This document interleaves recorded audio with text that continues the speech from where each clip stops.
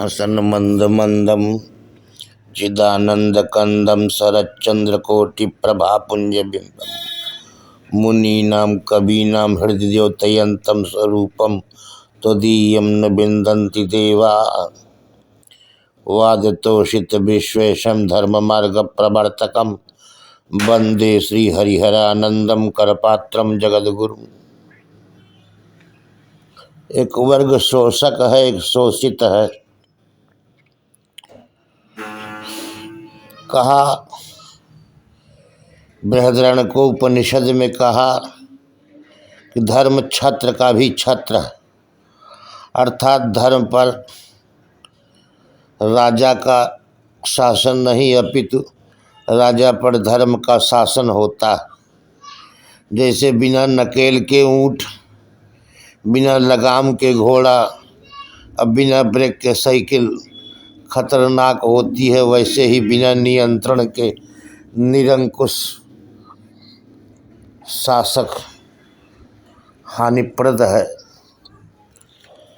अब तत्त समुदायों या तत्त समूह के लीडर नेता नियम बनाएंगे। अब कितने लौकिक नेता या शासक मृत्यु के अनंतर कहाँ गए, उन्हें पिछले किन कर्मों का क्या फल मिला, यह जानना न तो जनता के लिए संभव है और न पत्रकारों और विधानसभाई लोकसभाई सदस्यों के लिए। जो सर्वदेश सर्वकाल, जो अनंतानंत प्राणियों के, अनंतानंत जीवों के, अनंतानंत कर्मों के, अनंतानंत फलों को न जाने, जो अनंत देश काल ब्रह्मांड को जानता है, अनंत जीवों उनके कर्मों को जानता है, उसी का शासन तंत्र हो सकता है। अनादि अपौर से अनिविच्छिन्न भेद, मिले हुए दूध पानी को अलग करना हंस के लिए सरल है, औरों के लिए कठिन है। मिली हुई बालू और शर्करा को पृथक करना पीपीलिकाओं के लिए सरल है, दूसरों के लिए अत्यंत दुर्गम है। विविध पुष्पस्तबकों से मधुर रस निकालकर मधु बनाना मधुमक्खियों के लिए सरल है, अन्यों के लिए अत्यंत कठिन है। वैद्य, इंजीनियर, वकील गणक आदि अपने अपने विषय में ही सफल होते हैं। दुर्वीक्षण, अणुवीक्षण आदि या योगादि जन्य विशेषताओं के उत्पन्न होने पर भी विषय की सीमा बनी रहती है। अब जैसे नेत्र विहीन कोटि कोटि अंधे भी रूप ज्ञान में सफल नहीं हो सकते, इसी तरह रोग के संबंध में वैज्ञानिकों की ही सम्मति मान्य होती है, इंजीनियर या वकील की नहीं। तो एक शासन तंत्र न होने से, एक वेद परंपरा और धर्म न होने से दो संवर्ग उत्पन्न हुए, शोषक और शोषित, उत्पीड़क और उत्पीड़ित, गुलाम और मालिक, शोषक और शोषित। सृष्टि के प्रारंभ काल में संपूर्ण प्रजा धर्म नियंत्रित थी। उस समय सत्वगुण का पूर्ण विस्तार था। सभी समझते थे सभी प्राणी अमृत के पुत्र हैं, अमृतस्य पुत्रा अमृता। सभी प्राणियों की सहज समानता, सहज स्वतंत्रता एवं भ्रातृता मूल आधार भित्ति समझे जाते थे। व्यवहार में सब एक दूसरे के पोषक थे, शोषक नहीं। सब परस्पर एक दूसरे के रक्षक थे, भक्षक नहीं। उत्पीड़क उत्पीड़ित का भेद सर्वथा नहीं था। न वैराज्यम न राजासीन न दंडो न च दंडिकः धर्मेणैव प्रजा सर्वा रक्षन्ति स्म परस्परम। प्रथम राज्य, राजा, दंड, दंडिक कोई भी भेद नहीं था। सभी धर्म नियंत्रित हो परस्पर एक दूसरे का पालन करते थे। अपौरुषेय नित्य वेदों के द्वारा ही आदर्श शासन का रूप था। न मे अस्तेनो जनपदे न कदरियो न मद्यपः न न आहिताग्निर न अविद्वान न स्वैरी स्वैरिणी कुतः। मेरे राज्य में सब आहिताग्नि है, कोई स्वैरिणी नहीं है, मेरे राज्य में कोई चोर नहीं है, कोई कृपण नहीं है, कोई मद्यप नहीं है, अधिकारी होकर अनाहिताग्नि नहीं है, अर्थात कोई अधर्म नहीं, किंतु सभी स्वधर्मनिष्ठ है।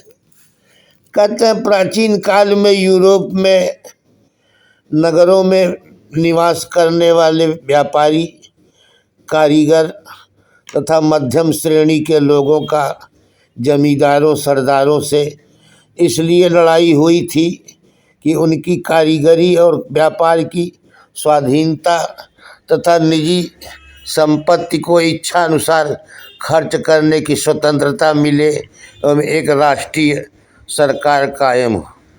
वही व्यापारी आदि आगे चल कर के विजयी हो कर के पूंजीपति हो गए, उनसे भिन्न श्रमजीवी संपत्ति विहीन हो गए।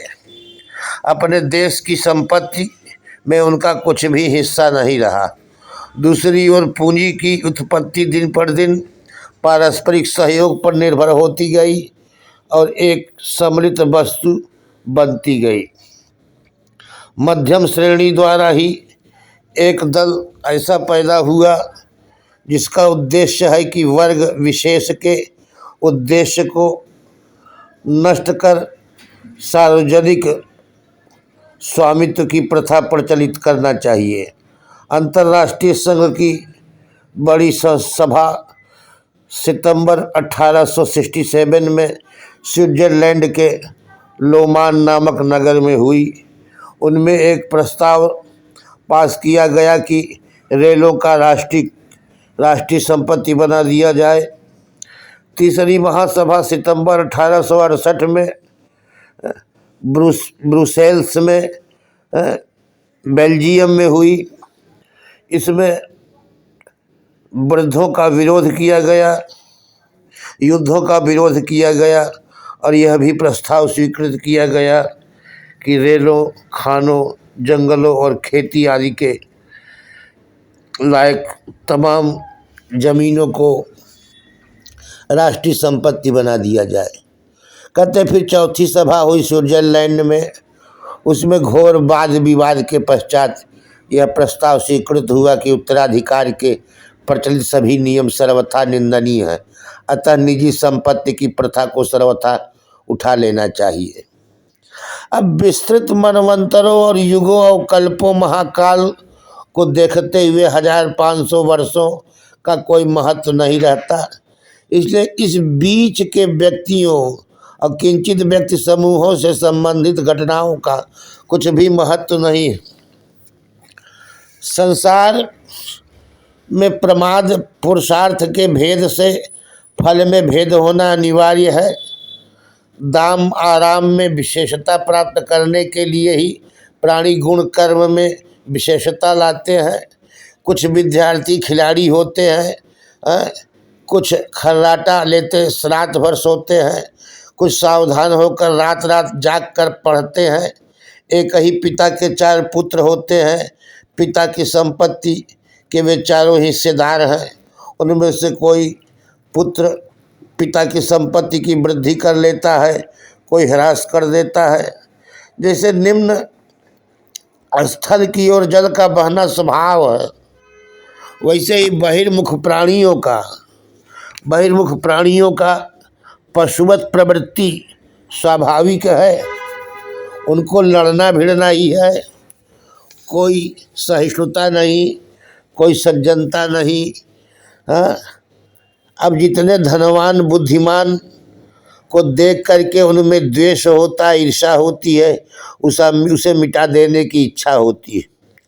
ये सब सत्व गुण के अभाव के कारण ही अहिंसा, सत्य, अस्तेय समदम उपरत इच्छा न होने से ऐसा समाज में होता है।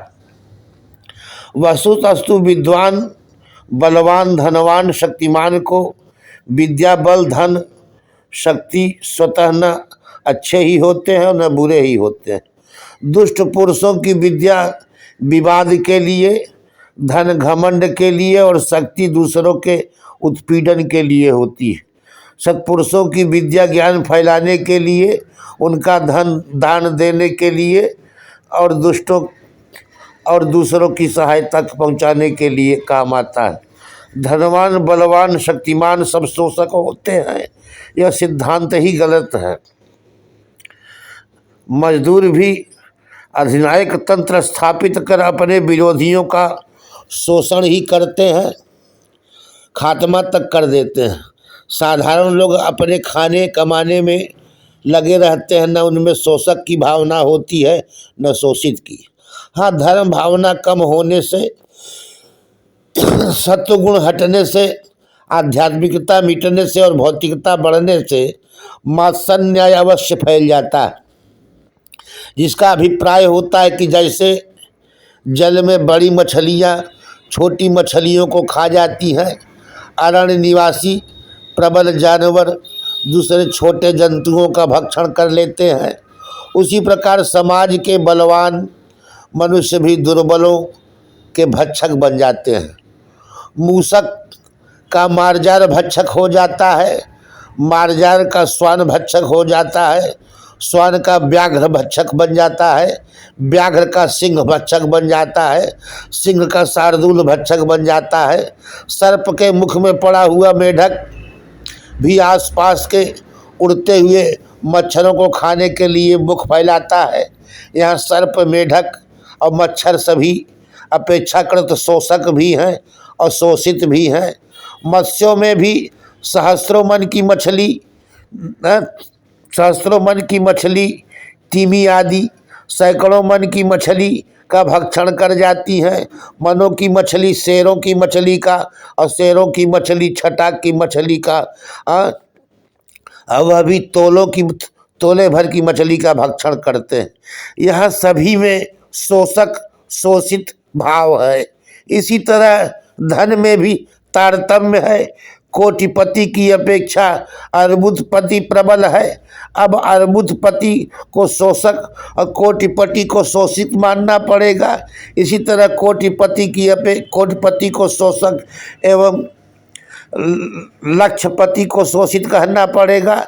लक्षपति की अपेक्षा सहस्रपति और उसकी अपेक्षा शतपति आदि को शोषित कहा जाएगा। फिर तो रुपयकपति और बराटिका कौड़ीपति में भी शोषिक भाव होगा। यदि वर्ग विध्वंस के सिद्धांतानुसार शोषक की समाप्ति अभीष्ट है, तब तो आरण्यक, व्याघ्र, सिंह, शार्दूल आदि को समाप्त करके केवल मच्छरों का साम्राज्य स्थापित कर देना चाहिए। सिंह हटा दो जंगल से, सब बलवान है, शोषण करेंगे। व्याघ्र हटा दो, शार्दूल हटा दो। इसी प्रकार बड़ी बड़ी मछलियों को समाप्त करके केवल रत्ती रत्ती की मछलियों को ही रखना चाहिए। इसी तरह समाज के बलवान, धनवान, विद्वानों को समाप्त करके केवल अति निर्बल, निर्बुद्ध, निर्धनों को रखना चाहिए। बताइए, इससे समाज का, राष्ट्र का ये उत्थान है या पतन है? राष्ट्र के सिंह शार्दूल समाप्त हो जाएं, केवल श्रृगाल और मच्छर आदि रह जाएं, यह आदर्श नहीं है। सिंह व्याघ्र भी रहे, श्वान श्रृगाल भी रहे, अपने अपने कर्मों के अनुसार प्रबल, निर्बल, बुद्धिमान, निर्बुद्धि सभी रहे, एक दूसरे के पोषक हो, शोषक नहीं। इसलिए राम राज्य में व्याघ्र और बकरे एक घाट पे पानी पीते थे, गज और पंचानन साथ साथ रहते थे, सर्प और नकुल, चूहा और बिल्ली एक साथ पानी पीते थे, एक साथ निवास करते थे। वो राम राज्य था।